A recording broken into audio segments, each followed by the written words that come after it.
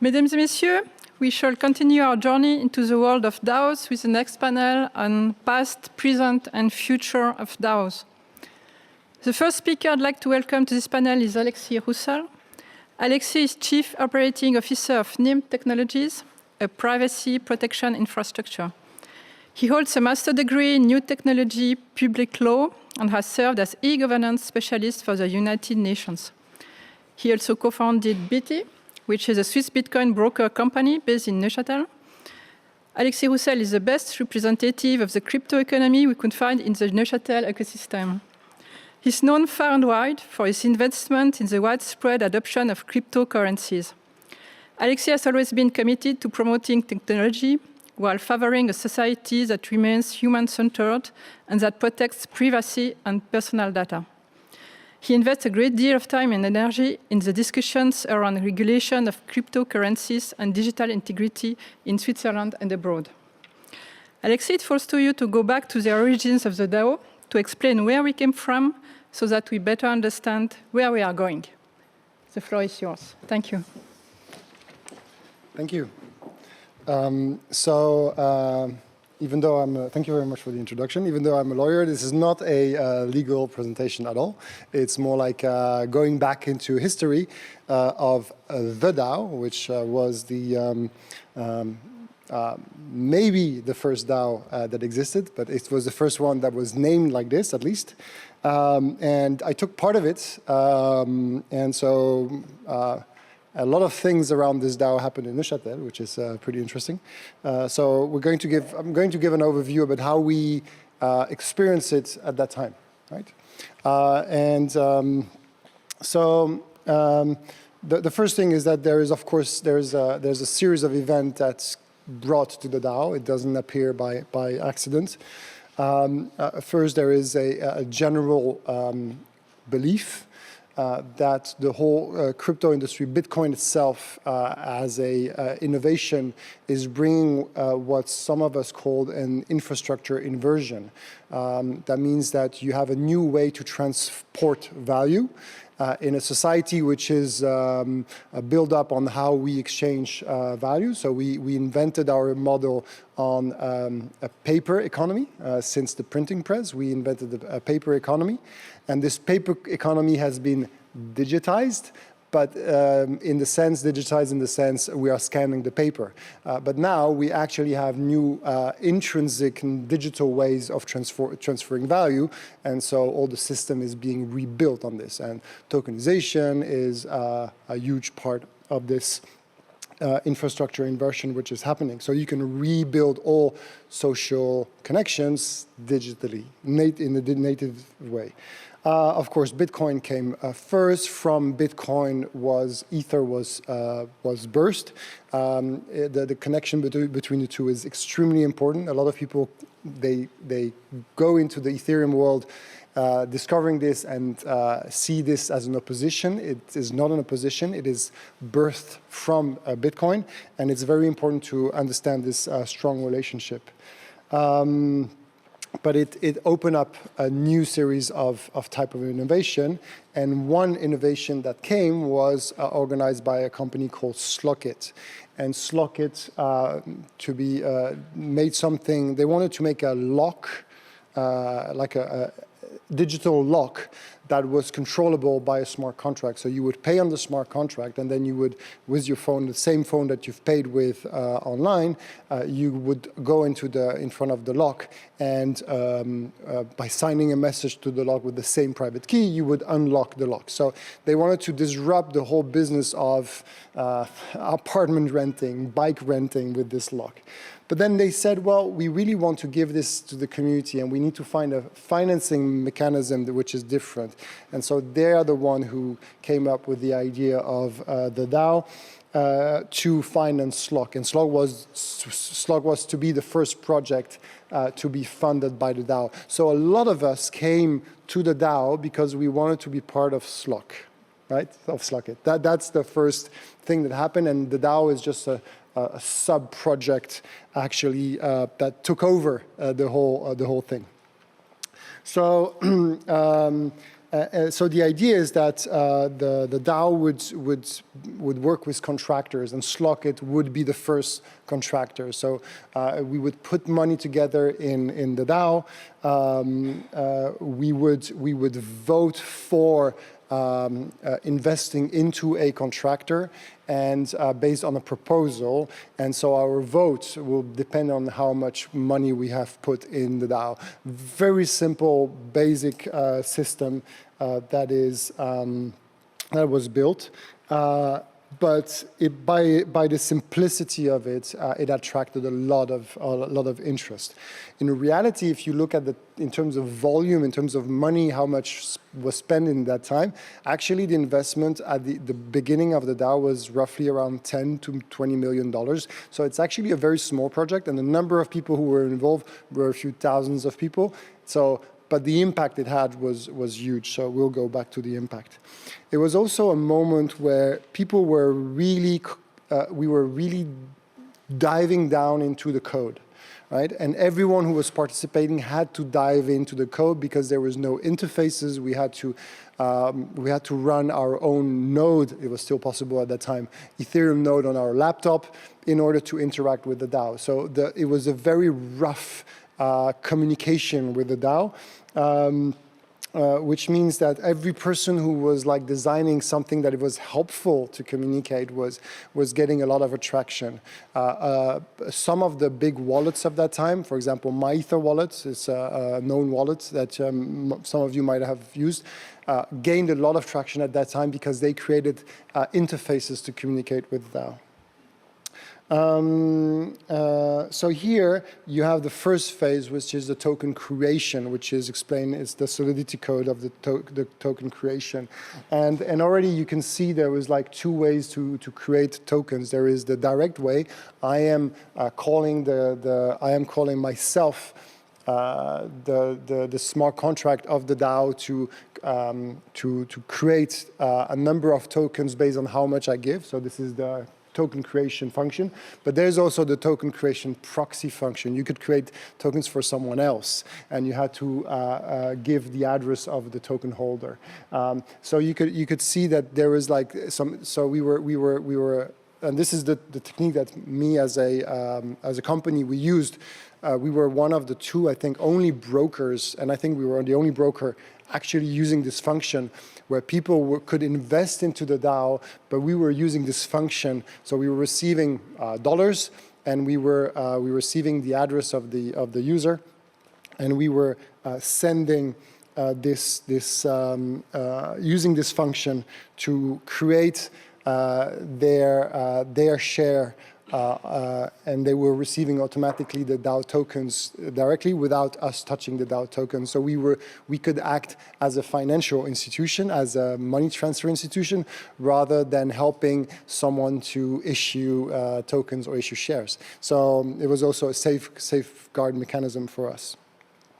And then you had the transfer function. This is a function that you see now that is used in ERC20 tokens, but this is the first time we were digging into these type of function. So first you have a place in the virtual machine or in the code where this function exists, and then you have to put the address of the person, and then you have to put the amount, which is in a hexadecimal number, but it's the amount of tokens that you want to send.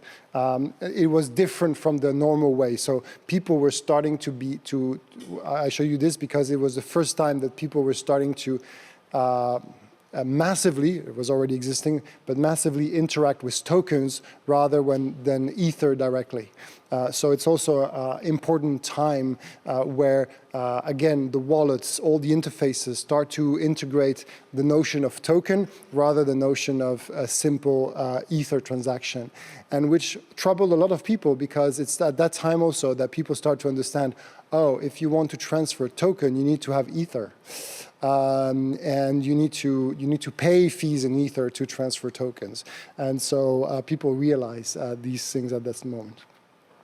So then we had the proposal process. So once we created the DAO, so the creation, we put money in there, and then we had the proposal process. The proposal process was also described in the code. I don't show it to you, but here I show it to you how it looked on the interface at that time.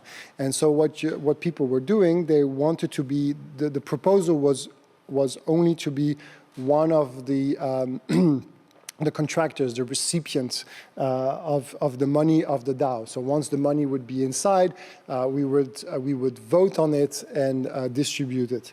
So while we were raising the money at that time, at the same time, proposals were starting to get in, and we had very interesting proposal. We had a proposal, of course, of Socket. The number was number 1 or 2. We had Ledger, who was doing some special version of their Ledger at the time. They were just starting also, and they wanted to make a DAO Ledger specifically for the DAO holders. And here it's this very specific thing is that someone actually sent DAO tokens to the DAO itself. You know,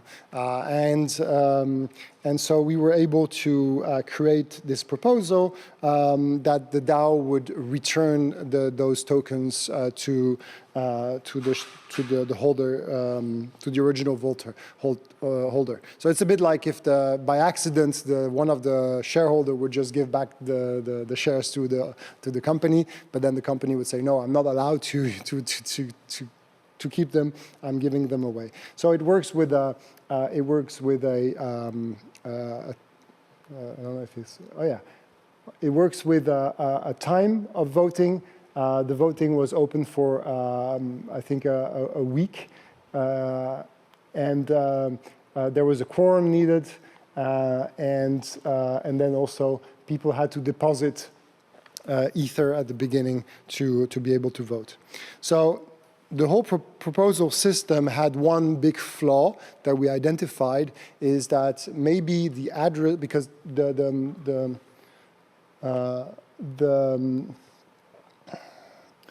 objective of a proposal is always to pay something to someone, right? There is no other type of action that the DAO can do. The only action the DAO can do is pay something to someone. Pay something which is inside the DAO, which is owned by the DAO, so it could be Ether or it could be other tokens, and to pay it to someone. So the key element that we were not sure about was the address. So when someone is putting a proposal, how do we make sure that the address that is going to be paid for is going to be really the address of the project? There's no the hijacking system in between. So that started the first big discussion in the community, because while the DAO was being prepared, we had to define, we came up with an idea of having curators. Curators is a number of people. Vitalik was part of it, but there's like about 10 of them. And the curators were managing a multisig, and the multisig was allowing to whitelist Ether address within the DAO. And that was a huge discussion at that time, because we thought, okay, here you have a centralization point. What is the liability of those curators? And interestingly enough, indeed, when the hack happened, this group just exploded, and people were giving away, and some other people had to take over this group. But there was a lot of question on how this group was going to operate, in terms of like, are they just going to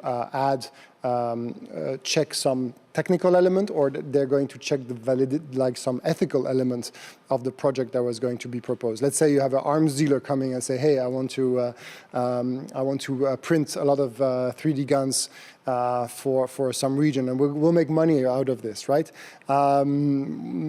That's an ethical question. A lot of people supporting the DAO would have said, okay, maybe another group would have said no. I'm not sure about the result, but would this group have to make this decision, yes or no? These were questions which were open and never answered, because we never went into action. And again, we were every time looking at the code. So when we were talking about the curator, it was really about this line of code, which is that a certain number that they can actually. There's a list of curators, a list of people who are themselves whitelisted inside the smart contract, and they are allowed to add these recipients, and then the proposal can only be done towards one of these allowed recipients. So this is how it was implemented. And there was a soft role. So this is the kind of matrices we were doing about the same time, saying we were trying to figure out collectively what the curator role would be or not.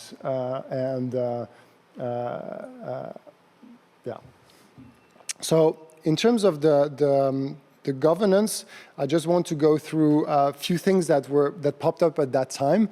So it's not scientific based, it's just me thinking about it, right? That's it. So take it as it is from the experience. So to reframe the experience that I had, so we were a broker, we were convinced about Slockit, we want to take part of Slockit. Then we were convinced about the DAO itself, and we set up our broker so people could invest into the DAO using this proxy version, token by proxy system. And at one point, because the DAO was, the guys from Slockit were blocked somehow, we had a long discussion with Stéphane Thuel and the Jensch brother. They actually came to Neuchâtel, and a lot of things happened during that time in Neuchâtel. And they had a legal problem. Which was that their company, Slockit, was an AG, and they were preparing everything to receive the funds from the DAO, because that was going to be successful. There was already a lot of money going to the DAO, and the German authority told them, yeah, but you cannot receive money from a entity that has no VAT number. And they were blocked by this, because it was just a very practical thing that the form of the tax department system in Germany, where they were, had a mandatory field, that you couldn't leave empty for VAT. But in the law, it actually never said this. So I also look at the Swiss law, and there is no place where you are forced to have a commercial relationship only with people that have a VAT number. VAT number is not something that is required as a legal form. So what we did is we created a company in Switzerland, half owned by Slockit and half owned by Bitty, my broker at the time, that was called DAO Link, and says, well, let's move this risk to Switzerland, and DAO Link is going to have a contract with the DAO, no problem. We'll organize this, and then so we would proxy this. The day DAO Link was published on the business registry here, so this company sadly was never used, but that allowed us to then trigger. The Slock team came back and then published then we launched actually the DAO itself. So that was the small legal twist at the end. So yeah, so the governance, I want to go on four points: the community governance, the consensus, the transparency, and how the DAO evolves. Because these are the things which were really different than traditional corporations at that time, and it was supposed to be one of the biggest funds of the world, right? So at the beginning, we put around 10 to 20 million. At the end of the experience, the value of it was 250. If it would have been successful, it was huge. It was about 80% of the people involved in Ethereum at that time were in the DAO, and about 15% of the Ether was in the DAO. So it's a huge amount of, if you compare it to today, it's a huge amount of money. So imagine the value of this fund today if it would have succeeded. It would have been one of the governance mechanism within Ether, for sure. So first it was community-based, which means it's ruled by memes, right? And this is pretty disturbing when you are talking to the corporate world and the banking world, and you're saying, well, we're building the biggest VC fund ever, right? Or one of or potential, and it's ruled by 12-year-old kids who do meme. But the thing is that you have to embrace this. So you see So here, basically, it's during the curator debate. So right, Vlad. So it's Vlad. In this case, it's Buterin.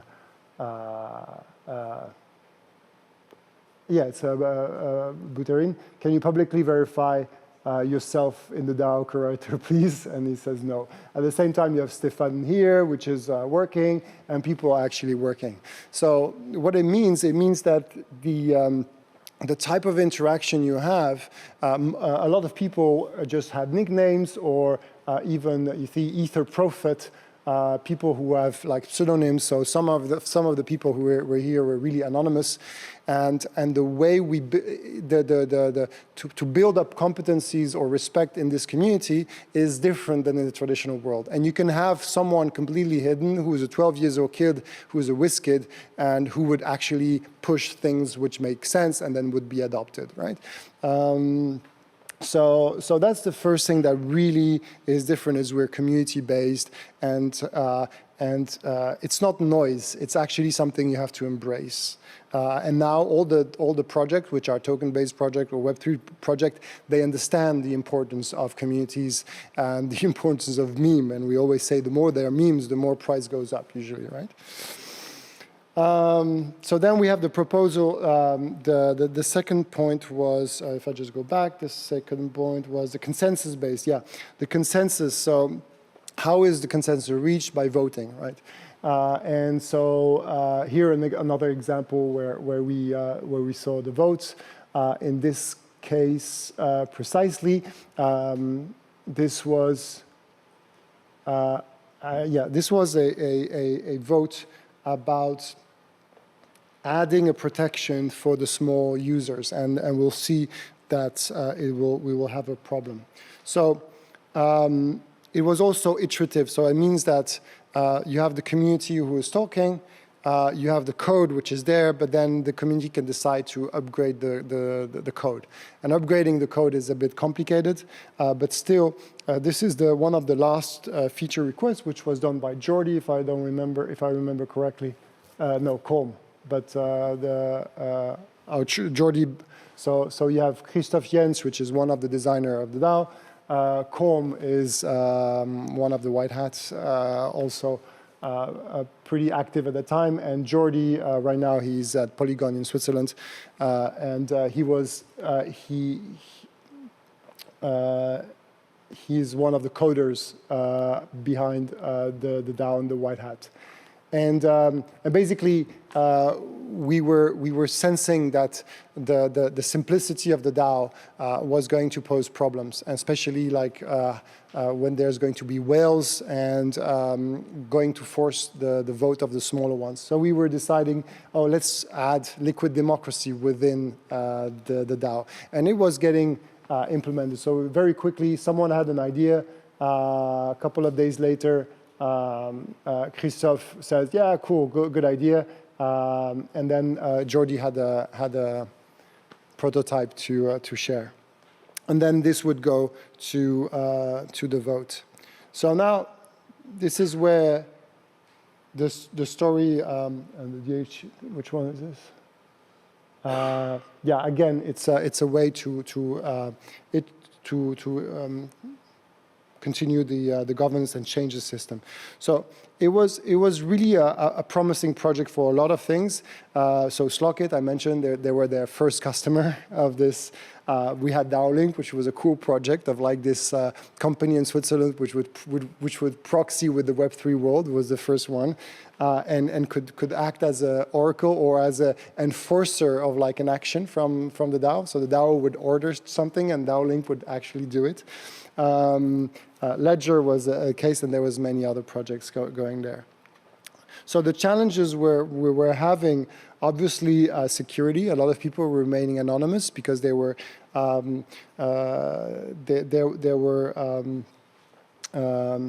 So the security in general, security of the system, security of the code, that was already a concern. Actually, few red flags were thrown in the way. There was very vivid discussion on Twitter and on Slack, and some people like Emin Günserer put up red flags, which actually ended up being true.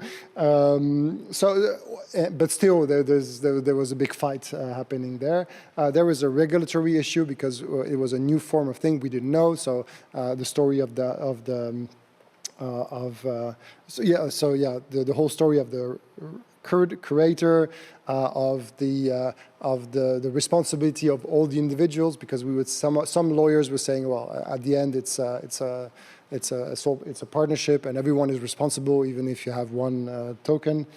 So all these questions were being there, and we wanted to try to solve them, but we were saying let's push out this first out. And so the curator roles where we think, oh, let's build a foundation, whatever. Then what happened is that there was the attack. And for this short story, so here how it happened, how I lived it for real, is that actually we were having the first a meeting in the office here in Serrières, and at the table there was a few people from the University of Neuchâtel. Also, one of your colleagues from MME. Where's our friend from MME? Huh? He's gone? Sorry. Oh, yeah.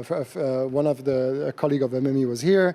There was people from Lex there. There was a few professors, and it actually kind of like triggered the whole LexTech Institute. So this session there, where we were explaining, basically, I went to see some people, and there was also the government was there, and I told them, listen, there's something cool happening. We're having this launch of the DAO, and come and see it because it's going to be really interesting. And we were at the big table in our office. I was explaining them all what I've explained to you. And at one point, one of my colleagues became bleak, and we were like looking at the screen at Etherscan, which was already existing at that time, and we started to see that the amount that was, so the fundraising has been done, but the first project was not funded. And there was a period of like a month between the ICO done and the first projects to be funded. And on that day, we start to see the funds going down. So like every time there was a refresh of the page, you could see that the number of Ether inside the DAO was like leaking. While everyone was watching at that time, so people who were in this meeting, they do remember. But it was fascinating, right? It was fascinating because then what happened is that how the community reacted to it. So we're in uncharted territory. There's no regulator. There's nothing happening, right? There's no one to save us. So the community picks up by themselves and start to counteract. And so the first thing that we some people did is individually or by group is to attack, to counterattack, to try to find ways to inject transaction before the hacker actually puts its own transactions. And the key thing is that the whole community was there, and we were transparently building these attacks and these plans. And the people who had a lot of tokens gave those tokens to the groups who were trying to attack, but who were based on certain reputation. They were trying everyone was helping on his own way. So either by giving a huge amount of token, because there was a question of votes. One of the way to attack was about voting. And so the more tokens you have, you can push the vote in one way. And so we were communicating a lot, and there was like, instantly on the day one, all the plans were laid out, and instantly also the question of the fork was being talked about. So very quick thing about, so then happens is there was a whole effort to get back the funds by a group called the White Hat. Actually also happened here. My role there was to actually provide them legal cover in Switzerland. And a lot of things physically happen here. You can read a book which is very accurate, which is called The Cryptopians. I don't know if you read it. We were all interviewed, and I mean the book is only scratching the surface of all the stories that happen. But having read it and being interviewed by Laura Shin, what is inside is really, really accurate. Right? She did really a good job in that. Please, yeah, it's a good read to see a bit what happened. Some people have good roles, some people have not good roles. Really interesting. So there was the question of the hard fork that was in the middle of when we were trying to solve these issues. The question of the hard fork came, and was it the right thing? At the same time, some regulatory authorities were being questioned, and I think they were pretty lost about it. But so few lessons that we took from there. The hard fork was the most extreme decision that the community made, the community, the core community, was so convinced that it was the right decision that when the Ether Classic came, we didn't believe it was going to stay. I mean, it was like we were convinced that Ether Classic was just a joke and it was going to disappear. As much as as strong the decision of the community to do the hard fork was strong, actually. The second thing is that I told you at the beginning, the whole experience was a very positive thing. People see sometimes this, or sometimes you talk to people and we talk about the DAO, they say, oh, it was hacked, it was a catastrophe, it was a failure. No, it was not a failure. And how can I tell you it was not a failure? Just by looking at the market. Market always right. Some people say this. And at the end, people who hold tokens were made whole and had even more money at the end. So like someone who had participated in the DAO, the value of the Ether jumped from something like 1 to 10 or 10 to 100. I don't remember which one, but it really like jumped from at that time. And at the same time, we managed to recover funds from the Ether Classic DAO, and people got more Ether than they actually had invested at the beginning, thanks to the hard fork. So investor in the DAO actually earned money if they followed up the DAO and helped the DAO. So because it was considered as a good experience. Of course, the legal issues were the hardest to solve. But the main thing was like the whole discussion and the whole community that was that was the most difficult. And of course, it opened the whole question about about immutability, about code is law, law is code. All the original debate has been.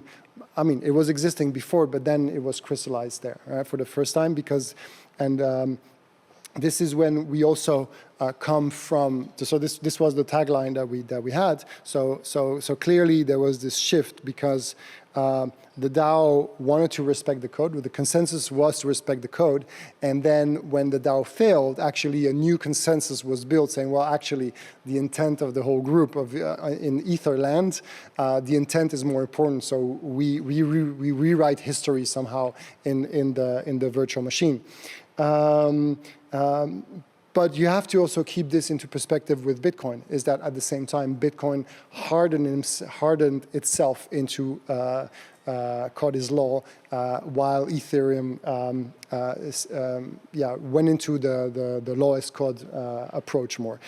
So this is why also when this change of proof of stake happened, it was seen as a success by a lot of people. And no, it has nothing of a success. The proof of stake, the change of proof of stake was thought of from the start, and it's just an implementation milestone that, it was a technical success of implementation, but it was not a shift of culture. The culture was already there. So when we came out of this DAO, what happened is that we were looking for the next DAO. And this is what I was saying at that time. I was saying, the DAO 2.0 will be coming, but we were thinking actually there will be more DAOs coming, and this is actually what happened. The first thing that people start to reuse was the ICO part, the token generation part, which has been successful and implemented, and so you had the boom of ICO that came. But we were all convinced that the structure of DAOs, based on this first experience, was going to continue, and there are going to be multiple of them. And I'll just come back actually on one open remark to open the discussion after, is that actually I think there was another big DAO before the DAO, and this DAO is called Bitcoin. And Bitcoin is a DAO itself to implement a payment system. But we didn't call this a DAO at the time. Maybe today it's still not called a DAO, but it has much of the elements of a DAO, of a perfect DAO, which is a pure commons. And thank you very much. Thank you.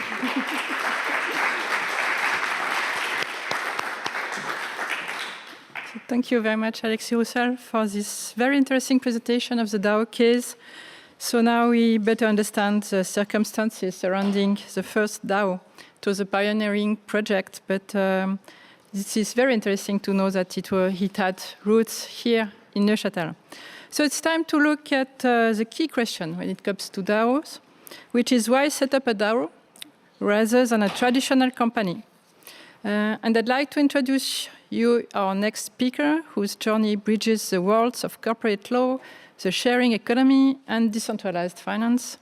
After obtaining her law degree from the Université Libre de Bruxelles, Anne-Grace Kleczewski began her career as a corporate lawyer handling mergers and acquisitions. But her spirit of innovation led her to delve deep into the field of collaborative platforms and the sharing economy. Today, she writes a PhD thesis in law on the regulatory landscape surrounding these platforms at the CRIDES Center at the Université Catholique de Louvain. But the involvement of Anne-Grace doesn't stop at academia. As a co-founder and chief legal officer of Keom Protocol, she's at the forefront of DeFi platforms optimized by AI. Anne-Grace Kleczewski also co-chairs the Anti-Money Laundering Compliance Working Group at the Crypto Valley Association. Anne-Grace, thank you to be here. You have the floor. Thank you. Hello, everyone. Thank you for the lovely introduction, and thank you for the invitation. So let's see the slides.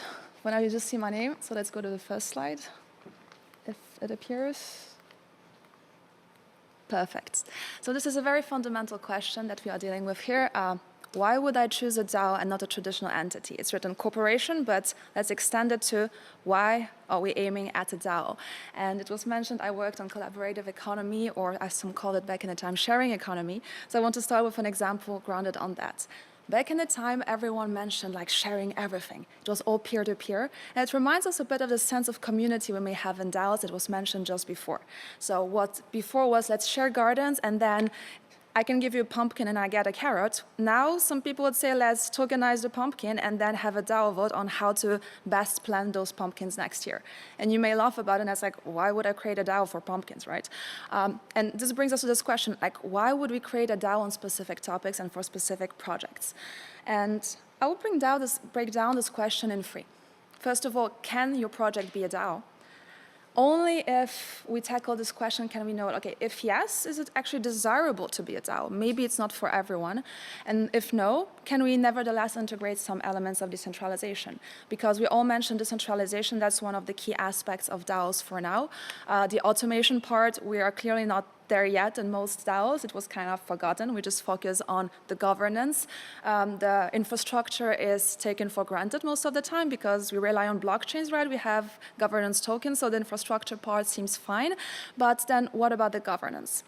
And we used to mention a lot spectrums of DAOs. There's plenty of shades of DAOs. We started with fully decentralized. We have progressive decentralization. We have sufficient decentralization. We used to mention an entire spectrum. But with this presentation, I wanted to introduce maybe a different way of looking at DAOs. What if they are bricks? So you could aim at a fully brick house. Perfect. It's fully decentralized. Everything is made through the lens of decentralization. Or you could just think about the decentralization part of DAOs, like, how can we put that in a house that's built with different materials as well and have this sort of patchwork that we try to make somehow coherent? And it's an interesting question also because decentralization now is mentioned everywhere as the ultimate aim. But what exactly is the added value? Are we just adding decentralization and that for the sake of it, because it's nice, because we all want to move further away from all the flaws of centralization that were specifically visible last year with some centralized exchanges?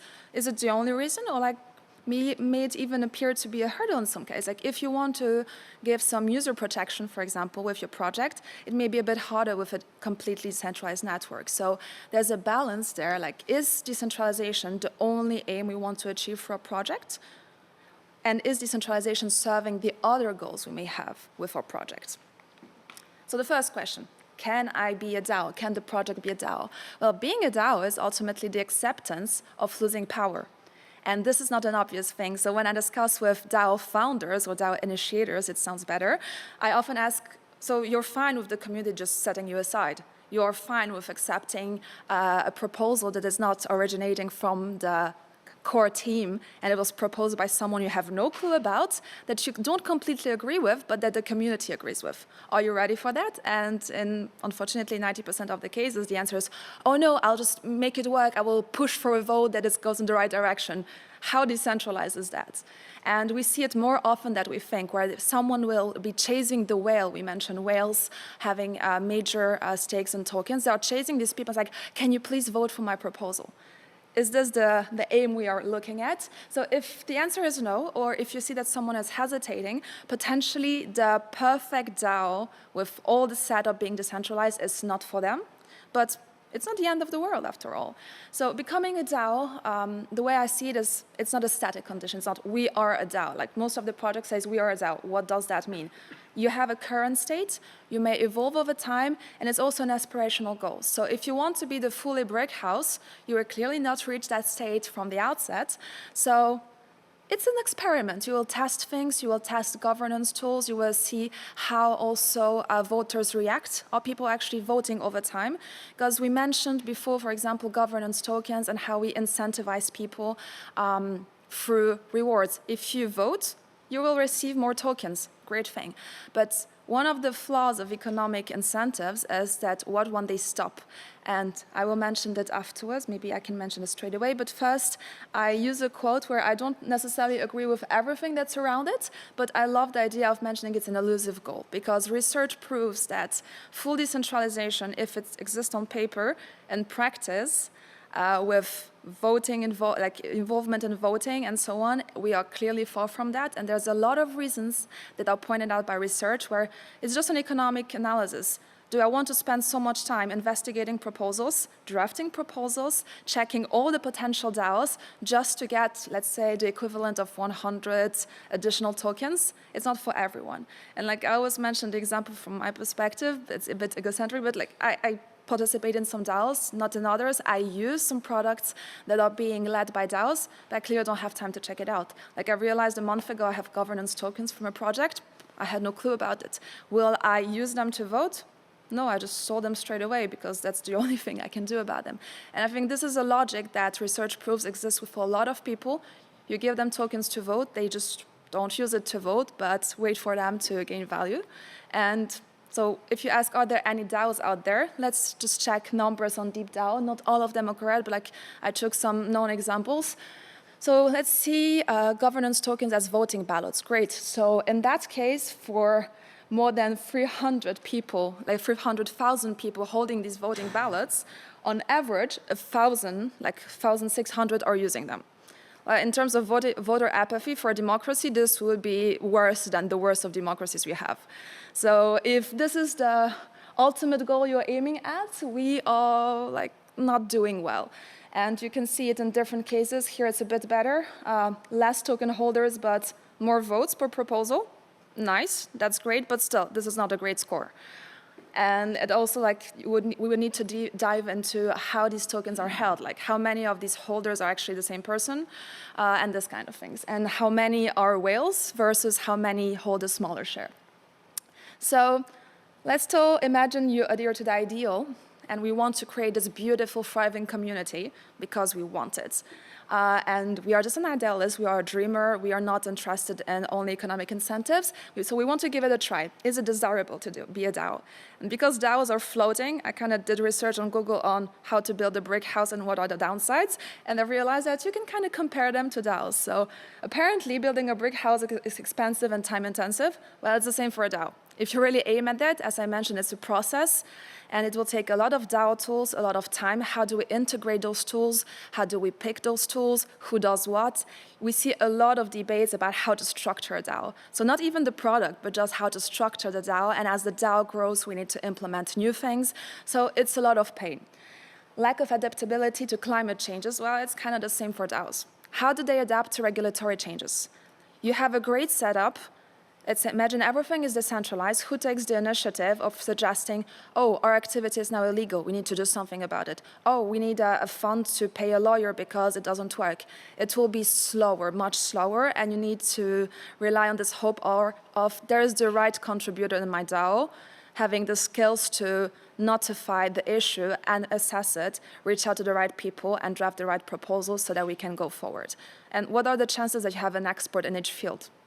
Like specifically, for example, I always think about, I'm biased by the DeFi context, but there was a lot of economic exploits lately. And all the research in that field is quite limited for now. We have a lot of technical audits for protocols, less in terms of economic aspects. Let's imagine a new type of exploits as identified. What are the chances you have someone on the team who's an expert who will all of a sudden be like, oh, we need to add a mechanism, we need to upgrade the protocol because there is a new vulnerability. If you are a real DAO, fully decentralized, only floating members, no like core team taking the lead, how do you make that work? And it could be a nice ideal if you want to test things. Someone mentioned at the other conference a month ago to me the example of, let's say, a hacker, a 15-year-old guy in a room who just deploys a protocol because he wants to test things. That's fine. Maybe I can put, like, I don't know, 100 in it just to play around with it, but I will not put billions in it. So the question is, what are we aiming at as well with that DAO? Because depending on those answers, if we're aiming at billions, what are the guarantees that this DAO will be offering? And the last point here was vulnerable to moisture damage. Well, this is something that was mentioned by one of the speakers before, like malicious governance takeovers. What if someone buys all the tokens and then changes everything? And you see this in practice. Like, let's imagine an ex-core team member that wants to go rogue and decide to collude with all the token holders and create a proposal that is against the interest of the DAO as conceived by the current core team. Like, how do you make that work? I mean, also voter apathy. Yeah, there's a lot of things that could go wrong, and how do you deal with that? So these are the things I found based on how you build a brick house, but then there's more to it, and these are not related to brick houses. So there's the complexity of interacting with external actors, and this was mentioned. This is why we have this question of, do we need legal wrappers? Do we need something that acts as a legal arm, just this entity that's interacting with someone to sign agreements, but is not actually wrapping the DAO?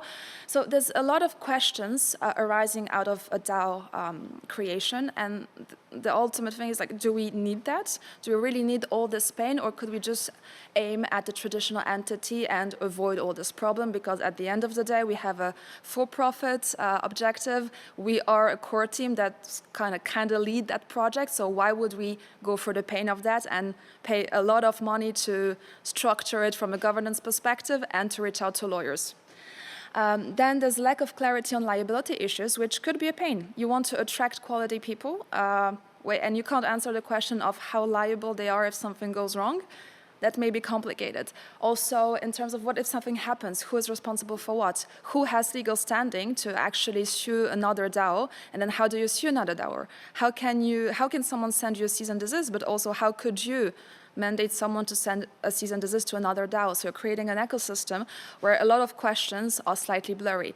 And again, it seems like this can be worked out, but I've seen some cases where two DAOs fight, and at the end of the day, you just end up on Discord, even as a lawyer, because there's no one to communicate with. You just end up with NFT faces. And this is a real problem if you want to expand the industry. So is this something you can accommodate, or is this a blocker in your case? This is a very important question. And then less visibility on project management and talents. There's a lot of tools, but as mentioned, it's an experiment, so it's not perfect yet. Those bricks are great, but they're not perfect. So is this something you can deal with? for HR needs, like how easily can you recruit the right talent for your DAO? Because obviously someone maybe has a family, needs to pay bills. If you just have a bounty program, what will they submit, for example, to rent a place? Like, does it work for everyone? So you're also attracting a specific type of crowds. Or that everyone a freelancer, but then how does that work? Because also DAOs need to arrange treasury, like how do you pay them out? Do they have certainty of like a certain duration of a contract? So all of this, how do we work it out? If you're 20-something, that's great. If you want to attract a 40-plus guy that has a family and a mortgage to pay, this will not work, potentially. Or maybe they have different ways of doing that. But that's an important thing to take into account as well. So I like to mention this as 3 key aspects. So I mentioned external interactions, like how do we interact with banks, taxes, and so on. Internal interactions, how do I manage that team depending on the size, but also the product. It depends on the product. A DAO could be great for specific like collaborative projects where you develop everything together. But if you have a protocol that's very technical and you only have an MEV and you want to be fully decentralized afterwards, well, does it mean that also like the development needs to be decentralized and you want to attract developers to work on the open source code, but then you have no clarity on how good the code will become as well? So it could be a great experiment. But then it's not aiming, again, at the same audience as something that where you present it as this is the best protocol ever, we have the best execution, we have safeguards against this and that. You will not have the same product. So depending on what kind of product you want to deliver, you also need to ask yourself that question. So the other side is, it's definitely, all you've heard before, it's definitely not your cup of tea. Does it mean that we cannot interact with DAOs at all? We need to set this aside, forget this trend? Well, not at all. It brings a very good thing out, which is decentralization. You can integrate something that's referendum style, and Switzerland is the best place to mention referendums, on defined matters. So for example, let's imagine a setup where you want to offer peace of mind to your users because they don't want to fear an FTX. Great, you integrate a referendum style thing where you tell them, thanks to one of the legal settings that exist and that were greatly summarized before, nothing can be implemented in terms of protocol upgrades if the community of users doesn't approve it. It ends up being some sort of endorsement of what the existing management decided. And it's also a way of blocking things and being sure that the product will not change overnight. Let's imagine you wake up and all of a sudden you discover that someone called an admin function that moved all of this to the side, and they tell you, oh, because there was an emergency. But they assessed it on their own, like how did that work? So if you can have some decentralization for specific points, it's like an improved user survey, basically, where instead of just having something that's floating with no guarantees, you could integrate elements of decentralization to say, we have a corporation, we act that way, we acknowledge that we lead things in a centralized manner, but we nevertheless want to be sure that our users approve what we're doing for specific things for which they have a direct interest in that. I mean, again, voter apathy, I mentioned it as a problem of DAOs. It could be a problem here as well, because the endorsement could come from a limited audience, but that's better than nothing, right? And also here, the problem is, in many cases, as soon as you integrate any decentralization at all, they say you're a DAO. Great, what does that mean? And you have lots of types of DAOs. We even have now this idea of potentially tokenless DAOs, which seems odd, but it just reminds us that DAOs are mostly about decentralized governance and not necessarily in all cases just about the entire blockchain setup. This is one of the core, let's say, positive elements that DAOs bring forward. So if you don't need the technical aspects and you can just work out with some decentralization, fine. But then these things are still called DAOs, and someone else will respond, but you don't have a token, so you're not a DAO. It creates a lot of confusion on, do we put all of this in the same basket? So I would consider this as an interesting thing I wanted to suggest to you today. Consider integrating decentralization without actually thinking through the DAO lens. Like, how can we use some sort of user interaction in our model while still having a more traditional setup? So why it matters to projects? Beyond all the liability issues and clarity? Well, from a regulatory perspective, we often mention, regardless of jurisdiction, and now especially with MiCA in Europe, it's mentioned a lot, if we are fully decentralized, whatever that means according to the EU regulator currently, you're not subject to regulations. So is this like a victory for idealism and innovation? Meaning if you achieve that goal, You don't need to care about the regulator anymore. So instead of trying to bend the spoon and adapt regulation to your case, you can say the spoon doesn't exist anymore. Regulations are not there. Well, this seems nice, but the thing is, if you're not fully decentralized, as most protocols are currently, whatever the standard is, it means you're potentially subject to regulations. Now, which ones? It was mentioned before, like it would be any regulator potentially where they manage to find a nexus, and we mentioned one specifically that's pretty good at finding a nexus anywhere. So there's a greater risk of regulatory scrutiny also because if you're somewhere in between with decentralization and you still decide to go the DAO path, so you present yourself as a DAO, there's not much clarity, some decentralization points are somehow hidden under the blankets, well, some regulator could consider you're kind of fooling your users and try to dig a bit more into it. So you're actually creating a monster in terms of risk. You may have a great product, but you're really exposing yourself while hoping simply for the best at the end. So specifically in Europe, for example, I can't really imagine many projects being like, oh, potentially I'm subject to regulations, but it's in like a 1 year that I'll have clarity on that. Let's proactively comply. Not sure this will happen, specifically because it entails like costs. So people will just wait and see what happens. So in 1 year, we may have a very interesting wave of projects realizing that they can't rely on reverse solicitation in the EU. They nevertheless want to actively reach out to their community being located in the EU, and all of a sudden figuring out ways on how to make it work with MiCA or with MiCA 2 if we have something in Europe soon. So it really matters to project, but also, and we often forget it, it matters to users. So do we really want to have a deep forest where we have monsters hiding? This is why I used this not so scared, but like a bit worried wolf here, because there's a lot of things happening in DeFi, and if we say DeFi, we can set aside, but also in other areas, obviously I focus on DeFi. If we set aside regulations, what protections do we have? So are you ready for rug pulls? Because potentially the project could do whatever they want. Are we ready also to just accept that there are economic exploits and market manipulations that no one is actively fighting? I refer once again to MiCA because this was like a big topic even in Switzerland recently because many projects will be exposed to it. Market manipulation prevention and detection is extended to crypto markets for MiCA. But currently for projects being subject to it, so mostly centralized projects, and for DeFi we don't know. If we consider we're fully decentralized, it means we're not subject to an obligation to detect and prevent, meaning we still have the problem. And numbers in terms of reports pointing out how much wash trading is happening, for example, in DeFi, how much front running and other types of manipulations out there are quite alarming. It's like, it's not just the small mosquito bite that drives you crazy. Once you realize the size of it, it's just a gigantic mosquito that's running after you on a daily basis if you're a trader. So do you really want to leave aside markets that are like this?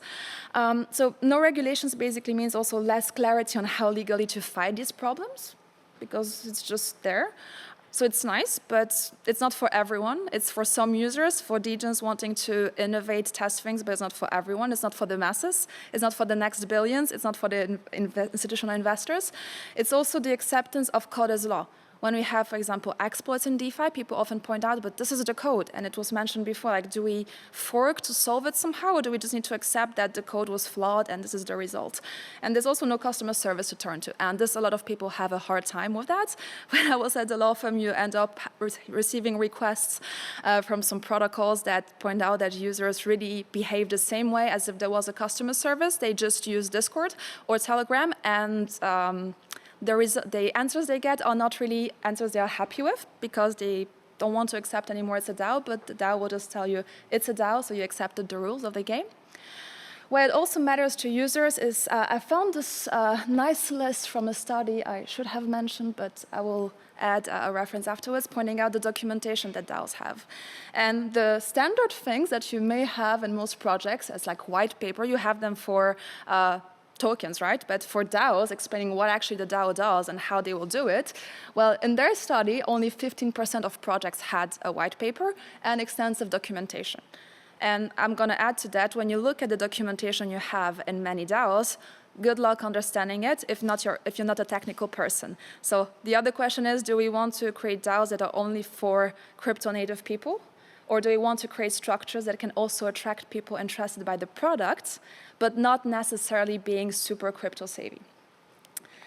So why it matters to users is because we want knowledge and awareness. We want to onboard them while they know how exactly things work. And I mentioned the example of a young hacker. I may want to test his product just for fun, but output then 100.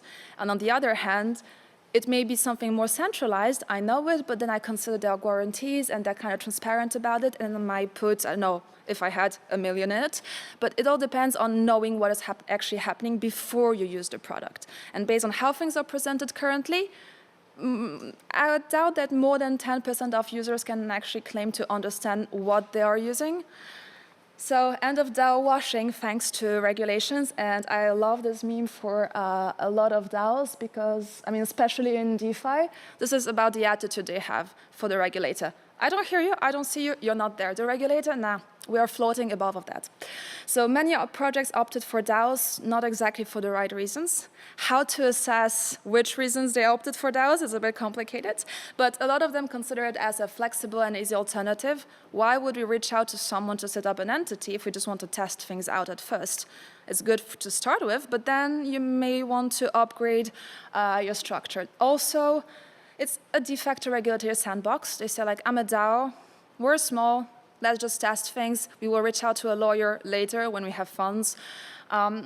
This is, let's say, maybe this is one of the things we should think about, having a sandbox for DAOs up to a certain threshold, and then when we have a specific TVL, it becomes a threat, and maybe they need to be subject to some regulations. But this is not one of the approaches being explored currently, so let's see. So basically, it appears as a quick fix to avoid dealing with the daunting task of administrative elements and authorities. Is it a good reason to start a DAO? Probably not. Let's go back to the ideal.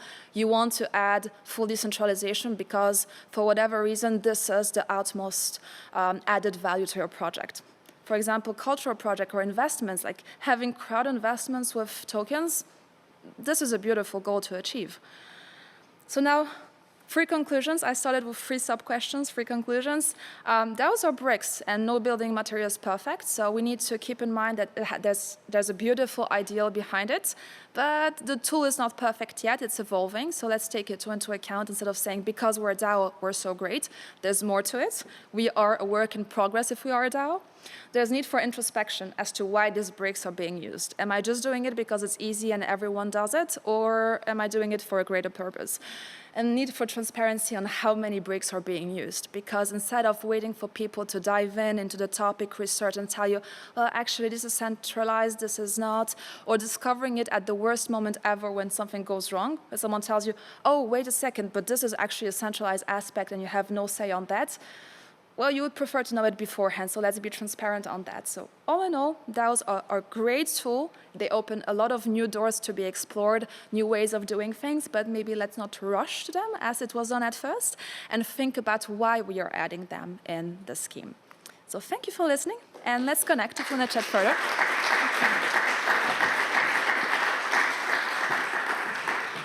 So thank you very much, Anne-Grace, for this very interesting presentation. Now we have a better understanding of the key factors to consider when choosing this form of organizational structure. Now we are going to find out how DAOs could evolve in the future.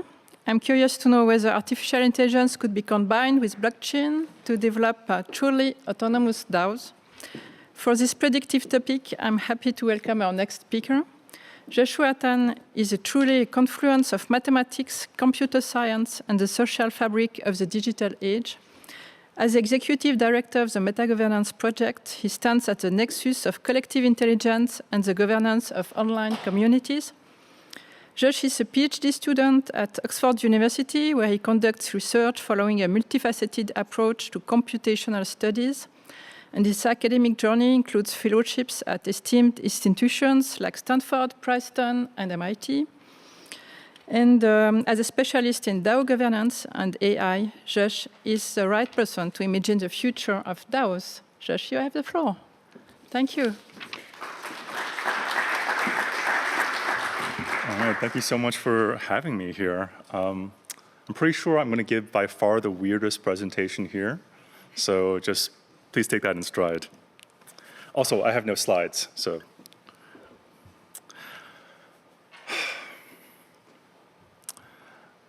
The year is 1920.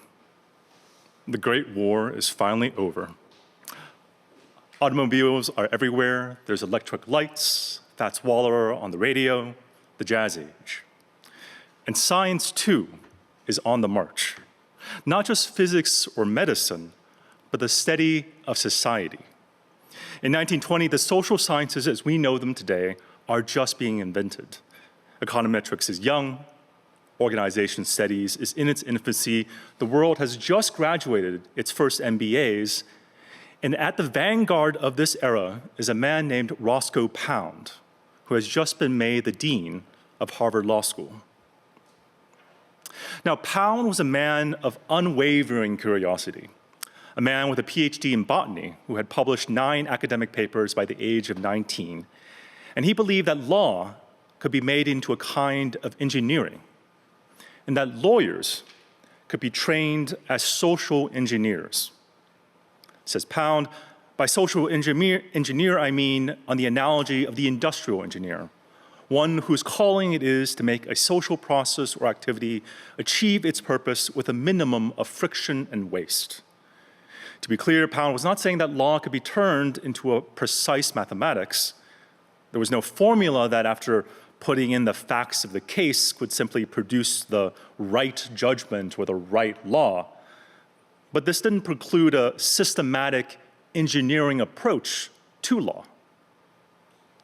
For Pound, the law has a proper end. That end is to maximize the welfare of society, and in the service of that end, any particular legal or contractual intervention ought to be methodically optimized. Moreover, science has a role to play in the law, especially the social sciences. If the end of the law is to satisfy the interests of society while minimizing different forms of social friction, then law ought to respond to society as it actually was. Lawyers and legislators thus had a responsibility to learn the science of society and to design laws and contracts which respond to that science. So in 1920, we have already a surprisingly radical question. Can we engineer a law given a scientific description of society? Later on, I'll ask a pretty similar question. Can we engineer institutions given cyberspace? But for now, the problem is, can we engineer laws given society? For simplicity, assume that we get one chance to set the law without caring about what the law looked like in the past or how that law might evolve in the future. In that case, the answer is no. A lawyer or a judge today cannot just look at a legal problem and solve it like an engineer. This isn't a sharp or essential difference between two fields, but a pragmatic one. Lawyers can already tinker with laws and contracts and arguments. They make small changes in penalties, funding, enforcement, implementation, purview, rationales, loopholes, exceptions, and so forth. But what distinguishes a practice as engineering from well-informed tinkering is the presence of a scientific system to reason about these changes and their likely effects. As for the development of such a scientific system in the law, there is progress in parts. Certain aspects of the law, like monetary policy, spectrum auctions, have evolved into a kind of economic engineering. Contract theory uses game theory to model particular aspects of contracts, and many different aspects of social science, from operations research to social cybernetics, to management science, to public economics. These have tried to apply science and mathematics to make administrative policy more predictable, more effective, and more accountable. And yet, in the vast majority of cases, writing a law or a contract is still nothing like designing a spring, a pump, or an engine. Laws are a kind of institution, and I want to engineer institutions. Many of us here have been drawn here to this field, the blockchains and DAOs, because we too imagined a new foundation for the engineering of laws and institutions. And yet, in the vast majority of cases, still, defining the governance of a DAO is still nothing like designing the smart contract of a DAO. So I'm a mathematician, and my work focuses mostly on the foundations of institutional engineering. particularly on how compositionality, which appears everywhere in computer science and mathematics, can be applied to design of social institutions such as contracts, courts, digital platforms, and DAOs. In doing so, I've been inspired not only by elements of game theory, but by legal practice, by institutional economics and ethnography, and by modern software engineering. But I've also observed how legal practice, institutional theory, and software engineering all share a certain way of looking at the world, a viewpoint that imposes certain constraints. Consider the fact that everything in a DAO is written out explicitly in the form of smart contract code. That means that when a large DAO like Uniswap votes on a governance parameter, they are really buying into a very explicit representation of their organization and how to interact with it. When a DAO like Gitcoin deploys a governance token, they are defining a very explicit form of power in the organization.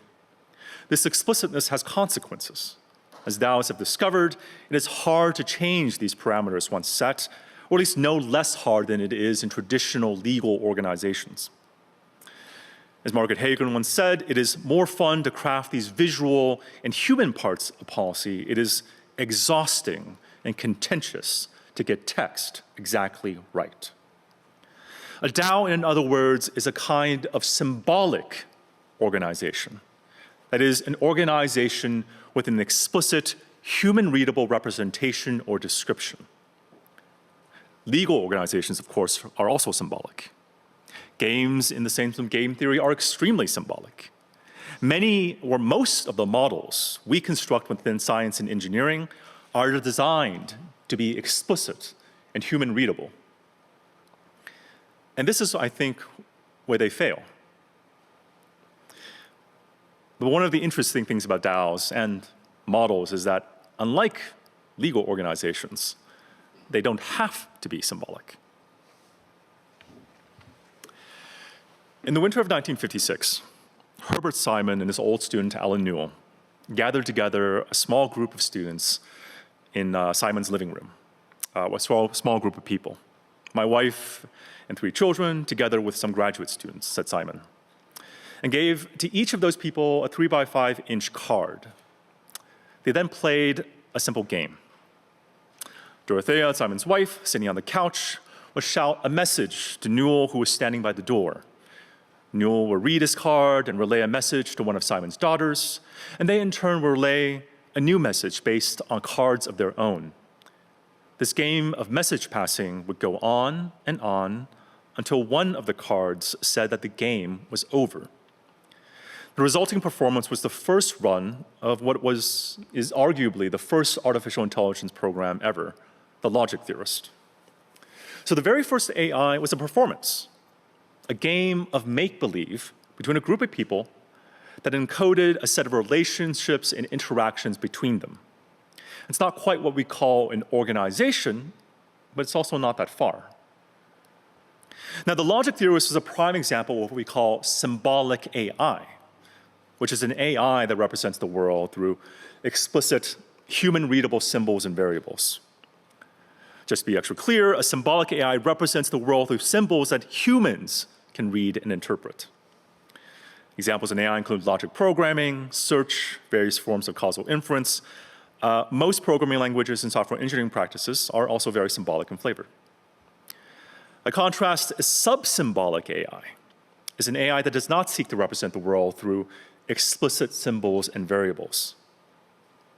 Sub-symbolic AI are very popular these days.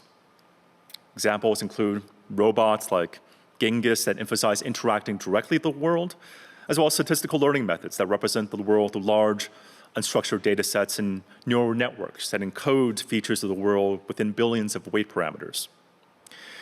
It's important to understand that here, that when I say symbolic and sub-symbolic, despite this nominally being about symbols and formal variables, there's actually very little mathematical or technical content there.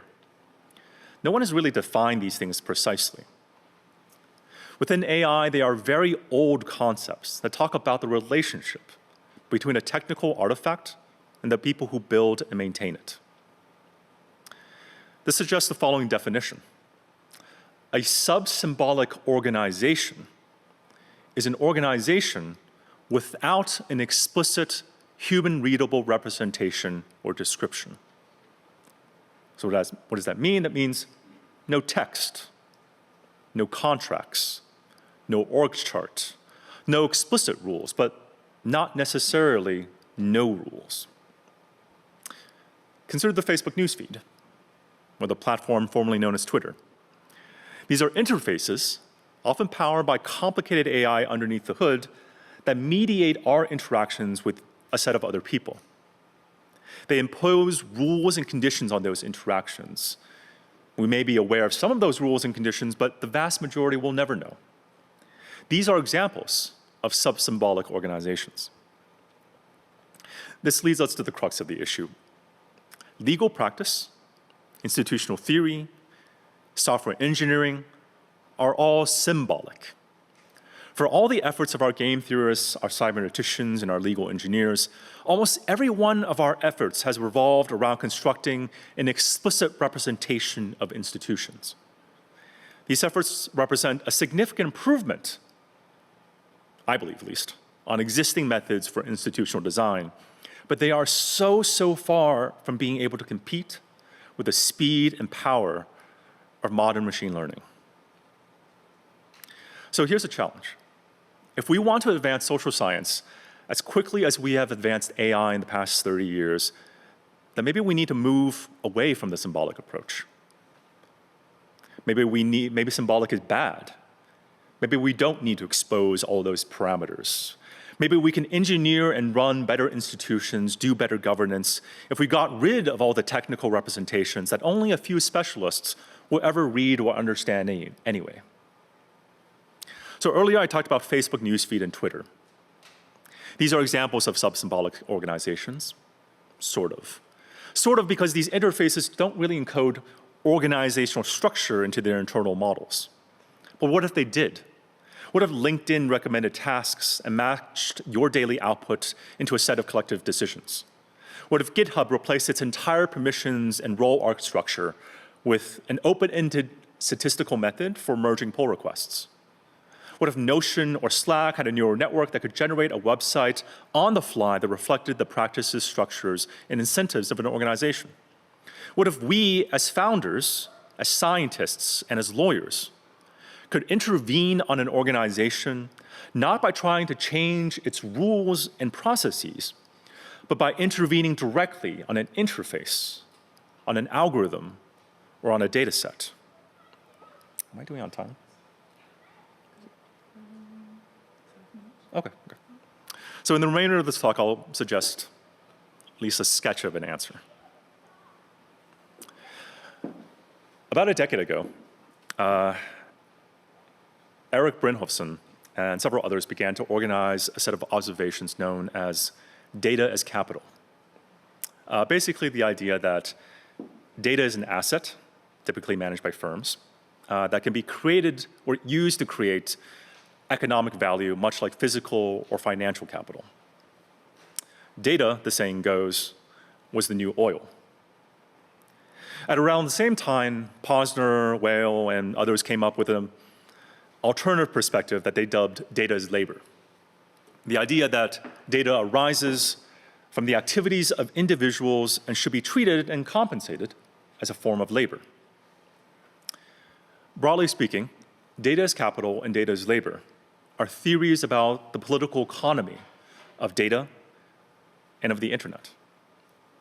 Both are based on observations about the typical relationships between firms, people, and data. The new class of digital organizations, whether symbolic or sub-symbolic, whether DAO or AI-based, point at a very different relationship between organizations, people, and data, and thus at a very different potential political economy of data. What will this political economy look like? Or to put it more plainly, who will have the power? Who will make the money? I'll suggest a simple answer based on two observations. The idea, in short, is that we will intervene directly on data in order to direct and govern the organizations of tomorrow. And those that have power will be those who control these interventions. I call this idea data as world. But first, 2 observations. The first observation: we can think of organizations as entities defined by a set of people, rules, and processes, but the new class of digital organizations, again, sub-symbolic or symbolic, highlight a different view of organization. That an organization can be thought of as an interface to a set of shared data. Let's call this sovereign data. A DAO, after all, is exactly an interface to an underlying data set, i.e. the blockchain. And the rules of the organization are simply the rules for how to interact with that data. Similarly, a Facebook group is an interface to Facebook's social graph. A subreddit is an interface to Reddit's social graph, and so on, though, of course, Facebook and Reddit themselves hold all control over how that data changes. Even legal organizations can be understood in some sense as shared interfaces to the institutions of the state, or if nothing else, to the database maintained by Department of State. Sovereign data thus suggests that we can distinguish and classify organizations by their relationships to certain kinds of data. It also suggests that the infrastructure by which we access and retain data will become increasingly important. Second observation: in a sub-symbolic organization, if we don't know the rules, we can't act to change them, at least not directly. Let's call this invariance of indiscernibles. By precluding interventions on rules and processes, sub-symbolic organizations emphasize other modes of intervention. So what can we intervene on? One generic answer is that we can try to intervene on those elements of the organization which are still human interpretable. In a large application like the Facebook newsfeed, these would be elements of the interface, maybe the training algorithm. But in the worst case scenario, we can always try to act on the underlying data, the sovereign data, through which the organization is constituted. Perhaps in the worst case scenario, the only thing we can do is act on the underlying data. I'm almost done. Together, sovereign data and the invariance of indiscernibles suggests that we will intervene on data in order to govern sub-symbolic organizations, and that the rules by which we access and change data will determine who has power. In other words, data as world. Once again, this is a very basic idea, but it leads to an important conclusion, at least to me. So I began this talk with hope, to build a science of laws and institutions. But in science, we run experiments on parts of the world in order to derive models of the whole world. We gather evidence, and then we generalize. But in data as world, we do something very similar. We intervene on local data in order to modify organizations defined over much larger sets of data. It's not exactly the science of 20th century physics, but it's something that's probably approximately the same. It's a science of many worlds. Thank you.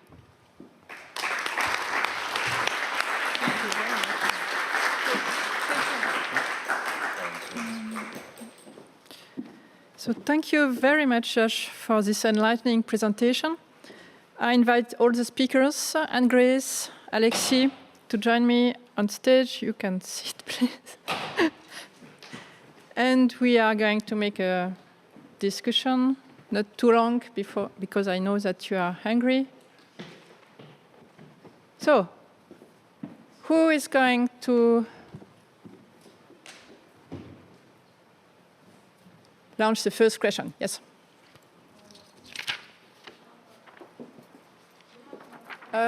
Do we have microphones in the front? Okay, so.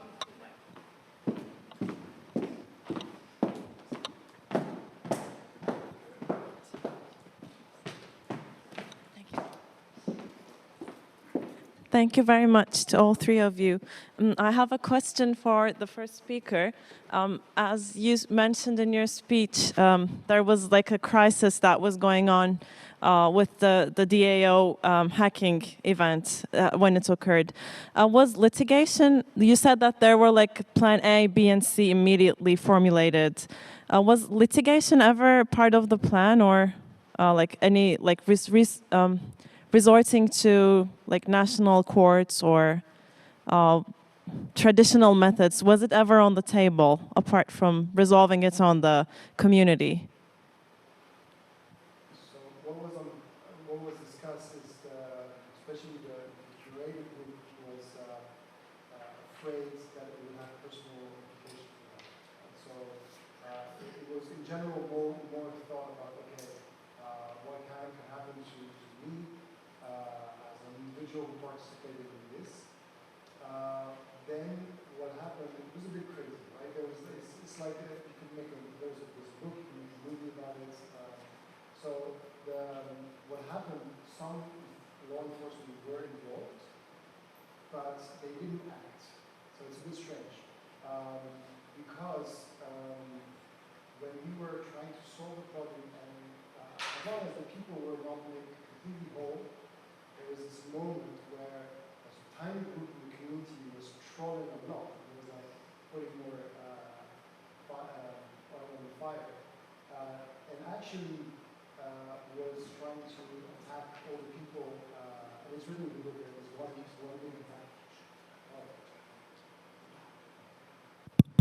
Oh, sorry. All right. So in the book of Lorraine, there's one of the attacker, which is described, who was a whale and who tried to get more out of it that he should have. And we know that people from some people informed Swiss regulators, American regulators. The FBI, I think, was informed, but no one acted. I think they had very much trouble understanding what a hard fork was, because people were telling them, yeah, we are being stolen, but people were already having the token backs on Ether chain, but on Ether Classic, no. You had these kind of debates. At the end, people got more money out of it. So a claim that people were being robbed was really hard to make. So what we think happened is that they were informed. Some people tried to complain, but they had no way to act. And then the few litigation threats we had, one from a Swiss law firm and one from an American law firm representing whales, were so badly done that it would have ended up in the, how you call it, the l'ordre des avocats, for misbehavior of those lawyers, because they had no clue of what was happening and they were pushed by a whale who were trying to get more out of it. So yeah, that was what happened. No more than this. Thank you.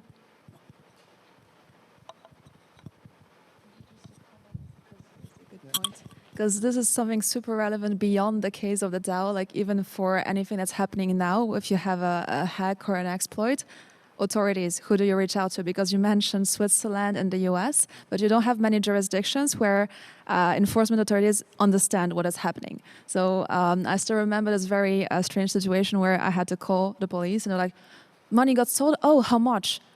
Tokens, we're not equipped for that. Sorry, it's the weekend. Okay, perfect. So how do you want to attract projects if you know that if something happens, you need to comply with regulations, but then authorities don't help you in return? So it's still a problem nowadays.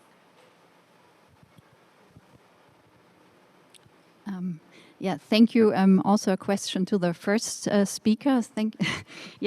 Fascinating story and kind of the first point where it all started. So kind of a two-part question. First, How was the decision taken to intervene? You said there were curators, there was the community, there was a hard fork, and the community went into action. So what did actually happen? Was this on the basis of a vote, or did people just intervene?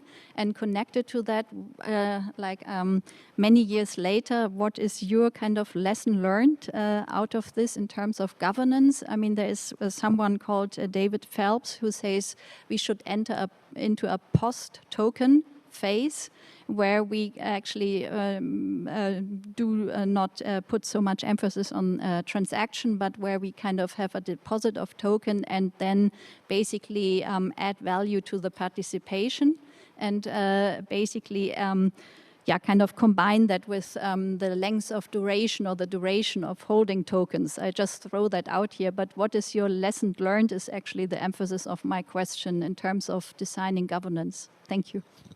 Yeah, so just first on the second part of the question, we never went into governance mode with the DAO because it failed just after fundraising and before actually going into an active governance. So that's why all the projects after that, for and the ICO boom that we had, they copied the fundraising part, issuing tokens, but then they were centralizing the governance because there was no evidence that a fully decentralized governance like the DAO was successful.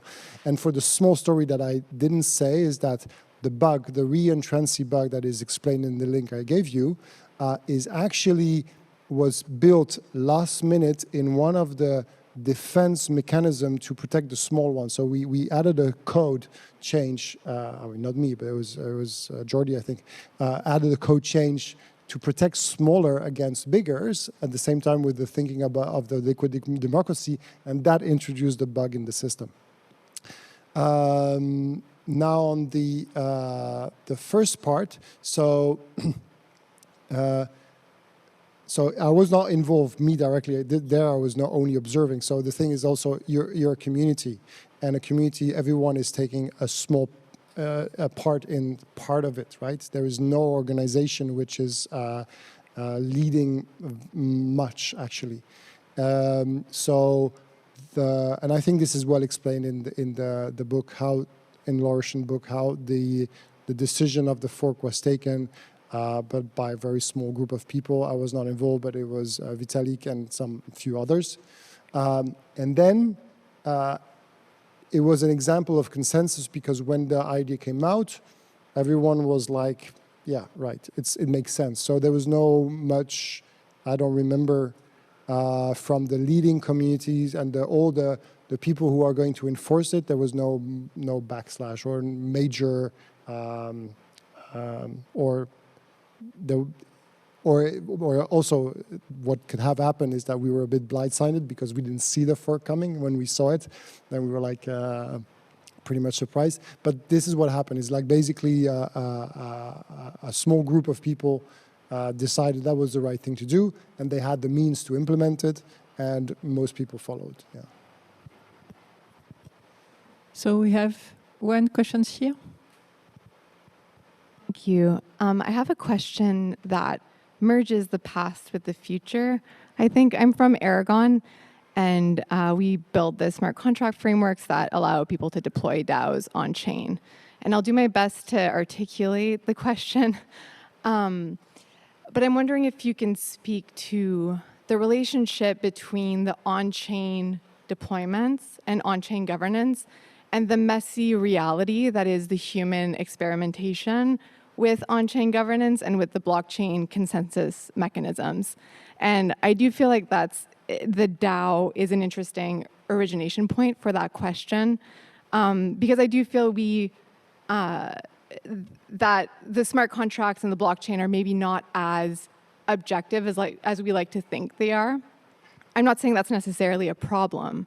There's just this very interesting, messy gray zone of experimentation that surrounds blockchain technology and blockchain consensus mechanism. And I do feel like experimentation is a key part of that process. And so the question I'll ask is just generally speaking to the role of experimentation and that messy human interaction with code, like past, present, future. Thank you for this question. Josh and Grace? Well, Josh begin, yeah. Just push it. There we go. I think there's a couple of ways of answering this question. First is, you can distinguish, obviously, on-chain and off-chain governance. But those questions are still, can be highly technical, and not like experimental in the sense of, like there are questions around how, as we've seen in some of the presentations earlier, around how, a piece of legal paper or a constitution, so off-chain governance, off-chain rules, maybe even just codes of conduct, interact with some set of on-chain kinds of code, right? And there's questions around like which one has superiority, how they interact, what parts go in one versus the other, what kinds of rule sets belong in one versus the other. I guess my sense on more the experimentation part is that the nice thing about smart contracts is, you can define all these rules and all these procedural things that normally people have to keep inside their heads, but it just gets implemented in the code, right? And what this does is it kind of like, it has this offsetting kind of value in the sense that people feel sometimes, not always, more free to just focus on the vibes, just focus on what is the right culture. I think one of my friends and collaborators, Case, who's the founder of DAO, has done lots of amazing things, but she ran for a while this thing called Dinner DAO, and it was entirely about the vibes. And we talk about it in a kind of a jokey way, but it's actually so important for how communities actually function, whether they actually will survive, is the culture, the feel of what it means to be in a room, a Discord, etc., with a group of people. And to me, that is properly experimental. It's not experimental in the sense of, oh, here's a rigorous thing I can test, but it's an organization or a DAO kind of iterating through multiple passes,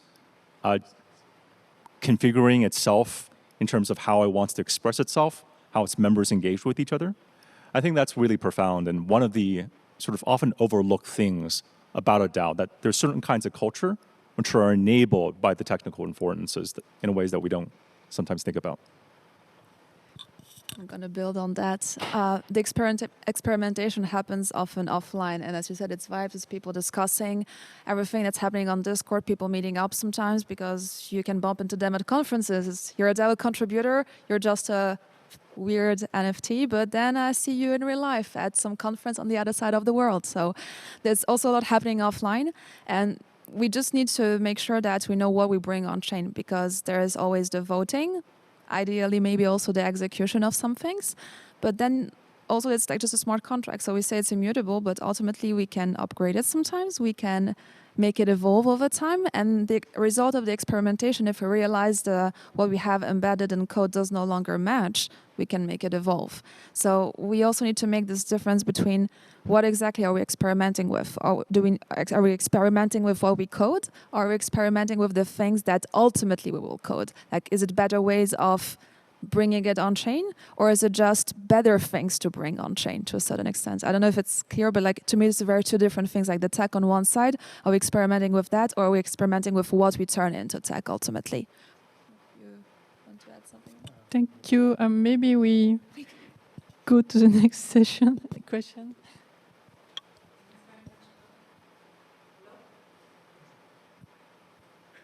Okay. Yes. Okay. Super. Thank you very much. I have a question to, I think, the whole panel, depending on who wants to pick it up. I think from Alexis, we heard what happened effectively after the DAO hack and how the governance kicked in when a problem arose. And I think that if I heard you right, Anne-Grace, on the last point that you landed is to say there's something to be said about having some certainty and redress and liability. There is a legal established system that does these things. And so I wonder also, Joshua, I think that you said that the DAO gives a very stiff representational layer, and that is a limitation to a certain degree. So I wonder what you think about the established jurisdictional legal system as a default mechanism to keep considering whenever you discuss about on-chain, off-chain governance questions in DAOs, banal questions, I mean not banal at all, but nevertheless as labor law. The internet, the other internet did a research study recently about whatever you would call it, labor conditions, depending on what you think the DAO is and how you relate to it. But it showed that it's very precarious and by all means to contribute to DAO. So I just wonder how in your conceptualizations this backdrop of existing laws plays a role or not, and if that is to be thought with.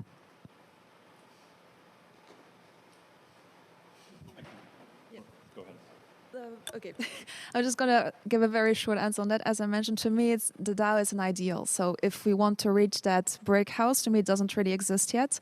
And maybe by the time we have it in most protocols, we have some international convention that handles all of that. Because if the DAO was mentioned,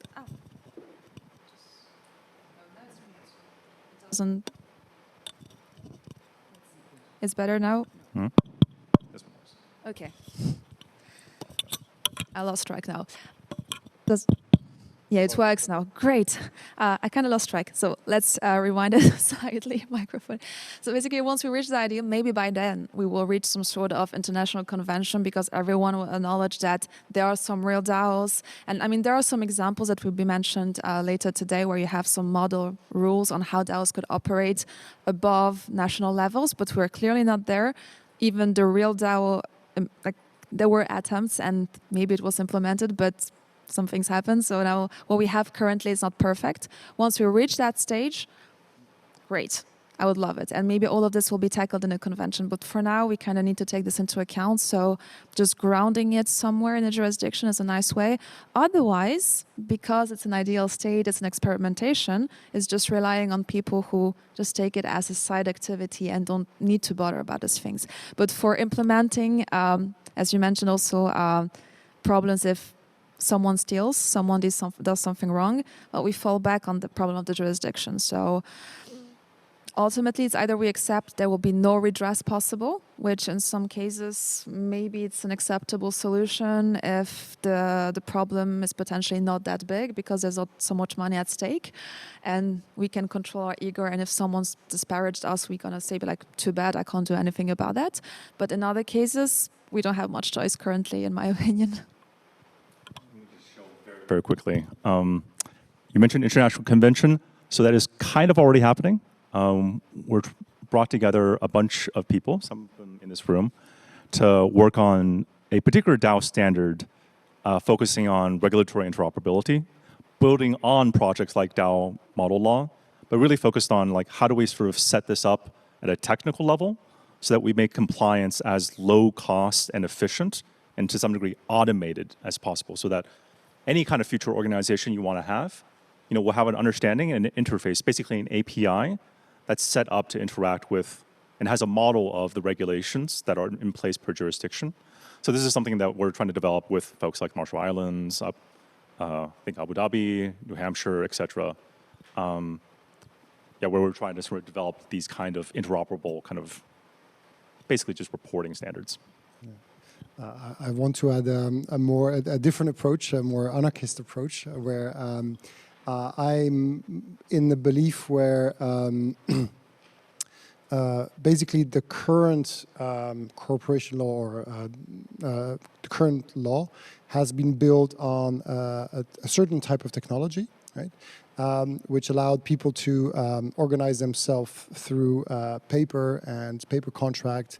And so we build up a whole system around it, how you sign, how you give trust to this paper, how you have a system of witness when you are signing a contract, how judges are able to interact and interpret these contracts, right? So, and this system has flaws, and our whole legal system has been built around coping with those flaws to maximize the way we interact, the corporations that we have right now. Here with DAOs, we are having a system which is using a new technology, which is a provable transaction between people, which removes a lot of the problems that in a purely physical world we had.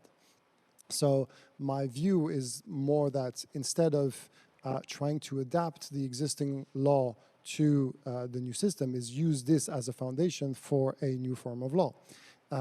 Because at the end, we're still humans, and I think this is what the DAO experience showed, and Ethereum also consensus showed, is that we are still humans that organize themselves, and we have a general consensus of what we want to do, and if the code doesn't exactly do what we want it to do, we need to find ways to correct this. But I think it will be different. It can be inspired from the old world, but it will need this a big change. And how it will also happen is that I think there is right now a lot of people are trying to make DAOs or use this concept to connect with traditional, like with having an output which is outside of the digital realm. And the true DAOs will remain legal free or illegal, or as long as their output is only digital. Right? So what we will see actual DAO implemented, or what can be seen as real DAO, is usually digital public infrastructure or purely algorithmic things that happen but don't have an output in the physical world. So there will be these two things. There will be people who are designing DAOs purely in the digital world, and no laws will catch them, and there will be maybe a new legal system that will come from this, and people who will try to transform traditional organization into DAOs or upgrade them, and the ones who do it the best will actually have a commercial benefit of doing so. So we'll have merge, but at one point there will be a break. We'll have to have a rebirth of corporation law or something equivalent.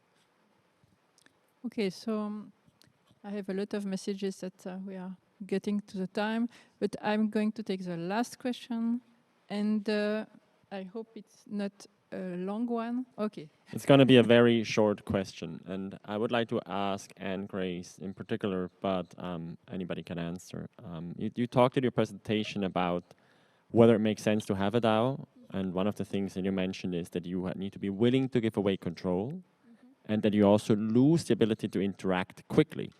And so one of the questions that pretty much all our clients ask us is, should we have an emergency function?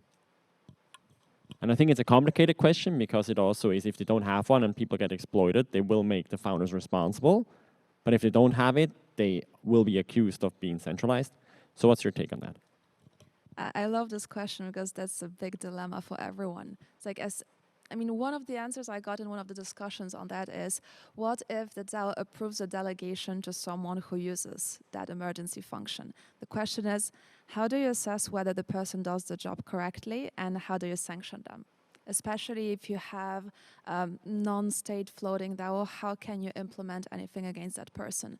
So, and from a lot of perspectives, also from a regulatory perspective, it depends how you implement these mechanisms. It has a lot of consequences. So some good things from a practical perspective, because you want to set some people aside, for example, because you want to be able to stop the protocol, are great. But then when you think about the legal consequences, it's all the contrary of what you wanted to achieve. So it's a question that for now is not resolved. And the other stand is to say we don't implement it to be truly decentralized, but then we accept the risk, which I'm not sure is better, but it attracts a different crowd as well. Like everyone who believes that COD is law, and I believe in this COD, to a certain extent, why not? We could do it that way. But if we believe that COD is law, unless we kind of mistakenly wrote the code which does not represent the law we had in mind, then we take this into account. So maybe the future is also clarifying the line. Do we really want to, I think in the US in the proposal, they kind of took it into account, but by saying that this is a centralization point, and yeah, basically not being able to obtain a decentralization certificate as they had in the draft, like whatever this happens in the future with that proposal. But they had this idea of potentially including that even being able to stop everything and affect the functioning of the smart contracts is already like some sort of control. So I guess the regulator for now takes it into account as a centralization point because there are too many unknowns. How do you control that person? Do you have some system on chain where you cut accesses to that person, they can't call the function anymore? And also, how do you assess emergency? Where do we detail that? I think the extreme example is like I've seen an emergency withdraw function.